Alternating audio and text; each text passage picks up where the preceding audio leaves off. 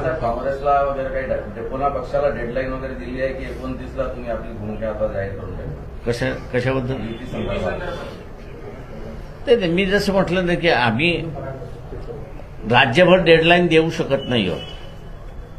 म्हणजे आता सांगलीतलं जर दिलं उदाहरण कॉर्पोरेशनमधलं, काँग्रेस एनसीपी एकत्र जात नाहीयेत.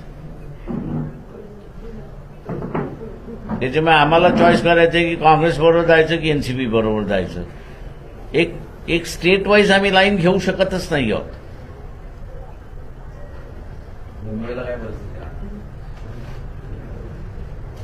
मुंबईला अजून सांगता येत नाही.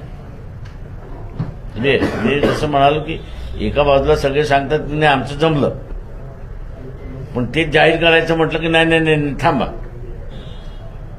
तुम्ही 50%च्या फॉर्म्युल्यावर ठाम आहात का? 50-50% कशाचे जागा वाटतात कुठल्या मुंबई सर्वच ठिकाणी. तुम्ही सांगितलं की बरोबरीची बोलणी होणार प्रत्येक ठिकाणी. हो. 114 आम्ही असं आता नगरपालिकेमध्ये बऱ्यापैकी आलेलो आहोत. Without funds without. तुम्ही एक बातमी काल अशी होती की तुम्ही 50 जागांबद्दल आग्रही आहेत मुंबईत, तर 50-50 म्हणत असाल तर जवळपास 112-113 वर आकडा जाईल. आम्ही असं तिथे आता 200 जागेंच्या लढण्याच्या तयारीमध्ये आहोत.